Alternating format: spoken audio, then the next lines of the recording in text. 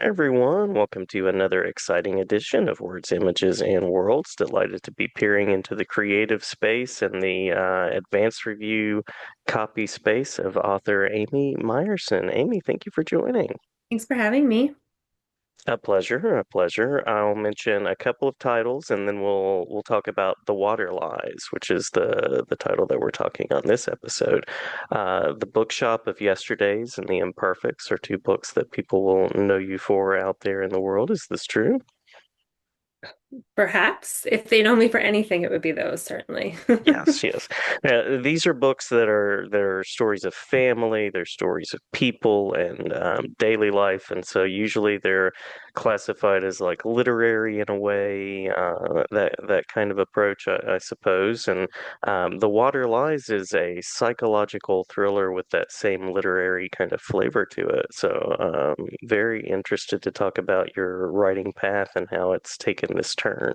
If you'd like to give us a little background on maybe what initially connected you with writing in the written word, and then we can talk things of genre. Sure, yeah. I've I've always loved to write. I think well before I understood really what that meant when I was little. Like, I don't know that I've ever had another answer to the question of like, what do you want to do besides be a writer?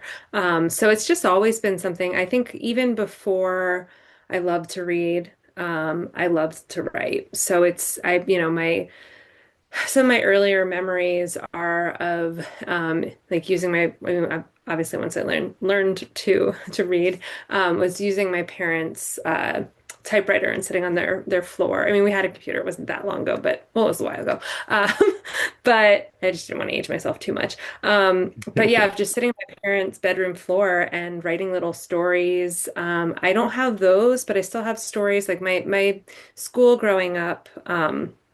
Was always very reading and art oriented. So I have all these like books that we made when we were little, and it just was always something I really wanted to do. And I think it took a really long time to actually know what a writer does. I mean, I obviously they write books, but I think the goal was always like, I want to publish a book. And then with the bookshop of yesterdays, I started to really understand what it meant to not just publish a book, but to be a writer, and to be a working writer and to be publishing regularly. So while it's definitely has a lot more challenges than I initially thought, it's still something that I feel so lucky to be able to do and has always just really, really been my dream. So I don't have any like particular origin story. It's just always been a part of me that it's something that I've wanted to do. And I kind of oriented my life that way for a long time. When I was in college, I studied English and creative writing. And then, I also knew around that time that I wanted to teach. I think I never expected, even before I understood how difficult it is, I never really expected to just write and to not have some sort of day job. Um, but I had a lot of respect for my teachers growing up and my professors in college. And so that very quickly became a second dream of something that I wanted to do. So I went to grad school for creative writing, and I'm really lucky. I went to USC and I still teach there. So I started teaching there in the writing program when I was in grad school. And I think teaching is the perfect job for a writer. I mean, in a practical sense, particularly at the college level, you get a lot of time off to write. But also, I just, talking, it's sort of every time I tell my students, you have to think about the reader, or you have to think about how, an argument or a story evolves over a piece. It's reaffirming to myself that those are important things that I need to think about too. Um, so, yeah. Curious about this driving force into psychological thriller and genre with The Water Lies. Yeah, so I think without realizing it, I think I was always writing toward thrillers. Mm, Even my first book, The Bookshop of Yesterdays, which is would definitely be classified as a cozier book. But each of my books still has a death in it. This is the first book that has what might be a murder. mm, I don't want to spoil anything. But But yeah, each of them sort of had a death, and there were secrets in each of the books. So I think between those two things, I've always sort of been thinking adjacent to kind of suspense and thriller. But as I've written more, I've become more and more interested in plot. I think one of the interesting things about most graduate programs is for creative writing, is that they don't really teach plot. Like a lot of them say that plot is like a dirty word. So you spend a lot of time working on prose and character, but not so much on plot. And um, right after grad school, I took some extension classes at UCLA, are community classes in TV writing. I thought very briefly that maybe that was what I wanted to do. And those classes really emphasize like making decisions and focusing on plot, because obviously in TV, you need things to happen in a way that you don't always in certain kinds of books. So once I did that, and once I realized that I could really hold a story together with plot. I just got more and more interested in it. And so I think sort of organically, my books have had, is that true? Have had more plot. Or I've certainly spent more time plotting them out. One of the other things with my first novel is that I knew, so it's about an estrangement. It's this the main character's uncle owns a bookstore, and when he passes away, he leaves her the bookstore. And when she comes to the bookstore to figure out why he left it to her, what to do with it, she starts to see clues that he's left in books around the store. So it's really like a scavenger hunt in books. But for a very long time when I was working on that book, I didn't actually know why there was this estrangement and why he left her the store. And so, I mean, I must have thrown away like 2,000 pages on that book of just, I got to know the characters really well, but nothing was happening. And so that first book really taught me something needs to happen in a story. So I've just spent more and more time over the books really plotting out what happens before I start writing, and being really drawn to that and drawn to the way that a plot can move a story. At the same time, for a long time, I wasn't really a thriller reader. And then during the pandemic, I mean, I'm sure a psychologist could tell you, but I just started listening to a lot of audiobooks of thrillers. And I've always liked to set up different challenges for myself in the books that I write.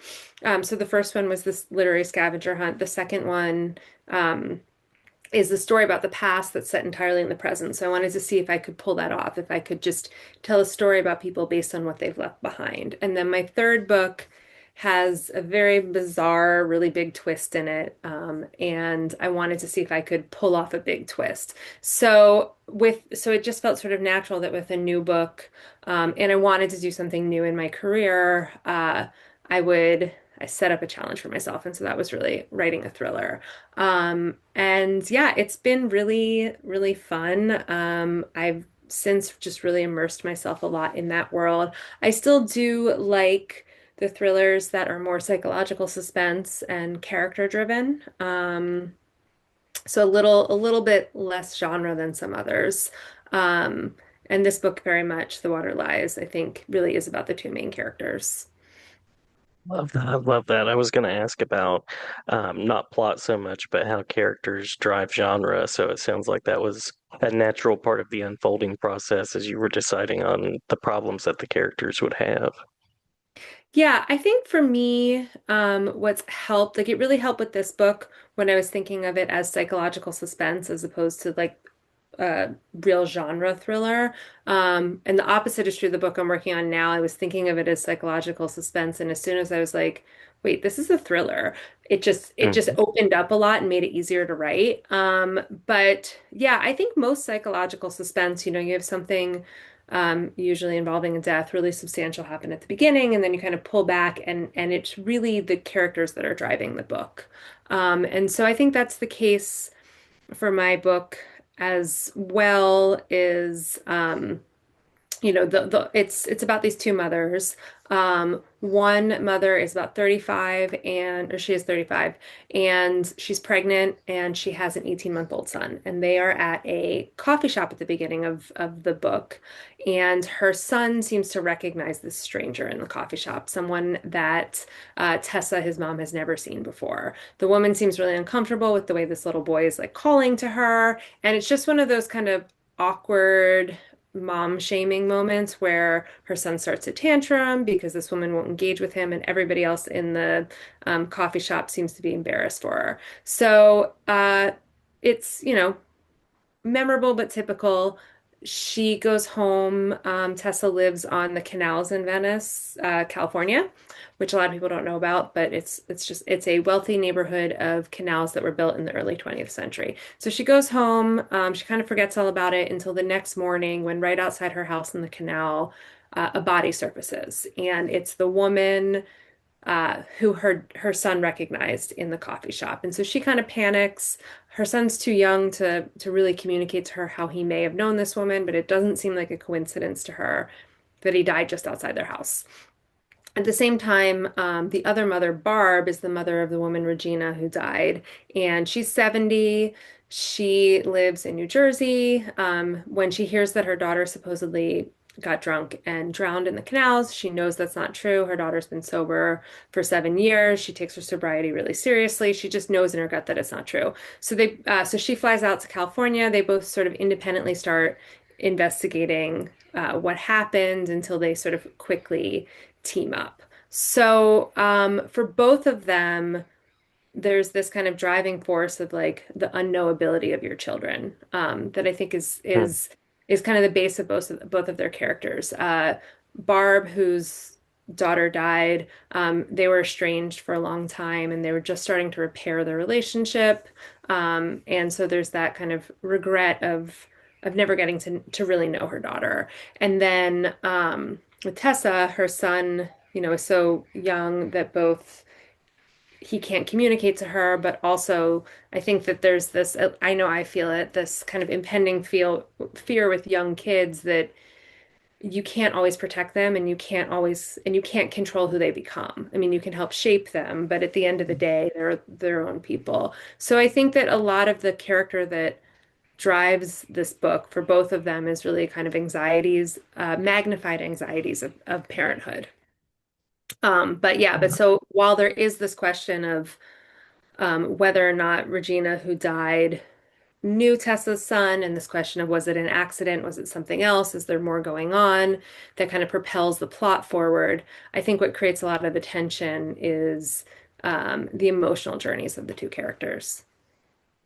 I love how connected those are at the same time in their own kind of mirrored ways. That's really interesting work. And you were talking about spending thousands of pages getting to know a character, so it sounds like your writing process has changed and maybe become condensed in that way. Or there's some other ways that you arrive at character or other parts of the process.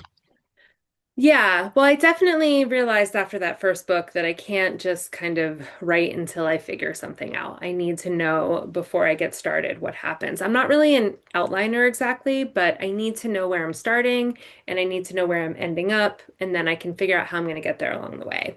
Um, so it's been really helpful to my process to understand because all of the books have had sort of secrets in them, uh, to understand what those backstories are before I sit down to write. And of course they can change a little over time, but kind of the basics of them remain the same.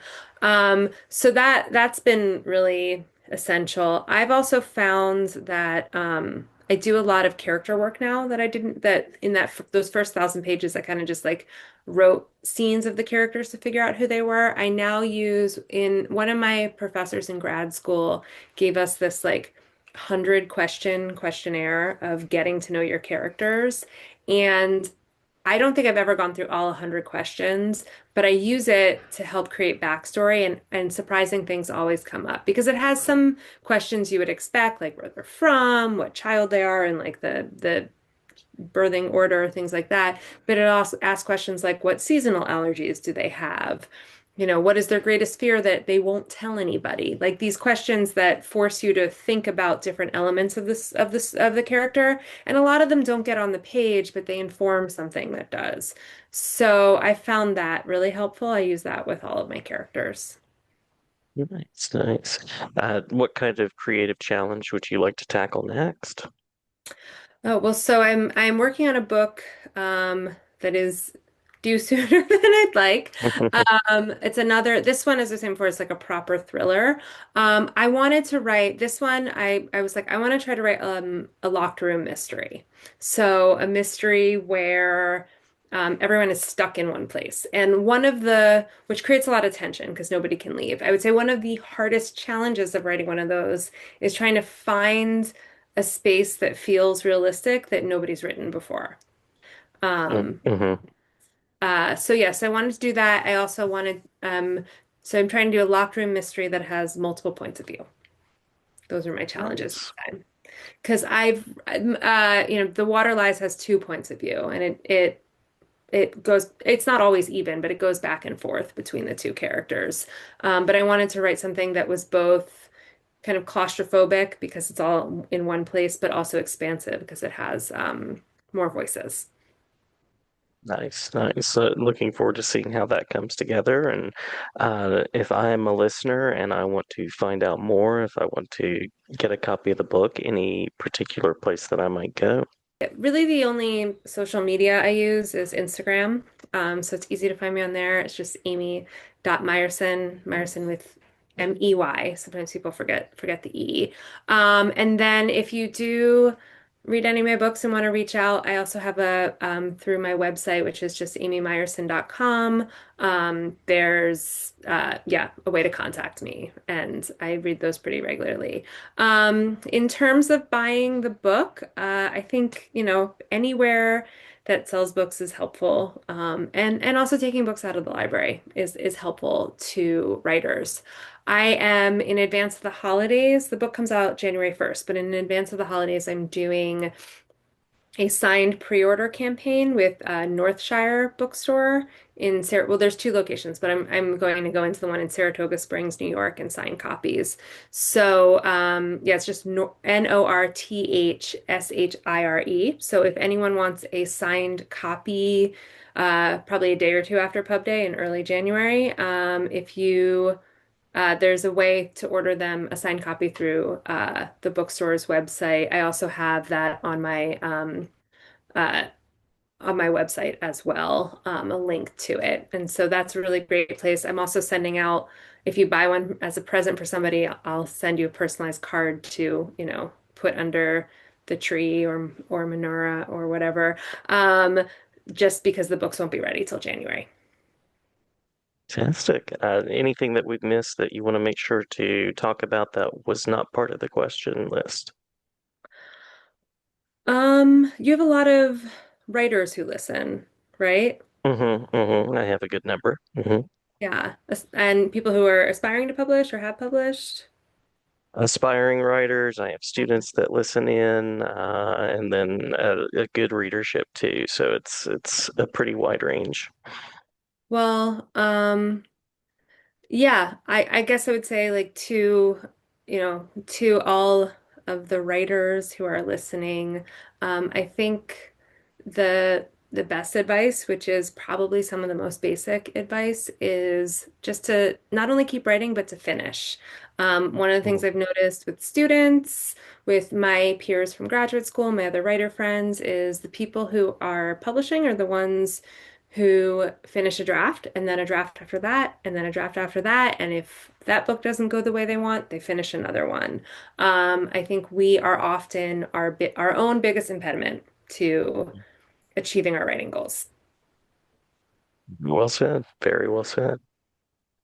The process goes on, right? All of the revisions, and you were talking about that move to professional writing, and I imagine that that requires a lot of crafting of time and careful thinking and planning as well. Yeah, and I think everyone, there's often this temptation to ask writers like what their process is. And of course, it's great to hear from as many writers as possible, but at the end of the day, everyone has a different process and finding what works for them. I know I need to figure out a way if I'm writing a book to touch it every day, and to not let it kind of permanently leave my brain for too long, because then it just makes it harder to get back in. Mm-hmm. That makes sense. Well, Amy, many thanks for the time.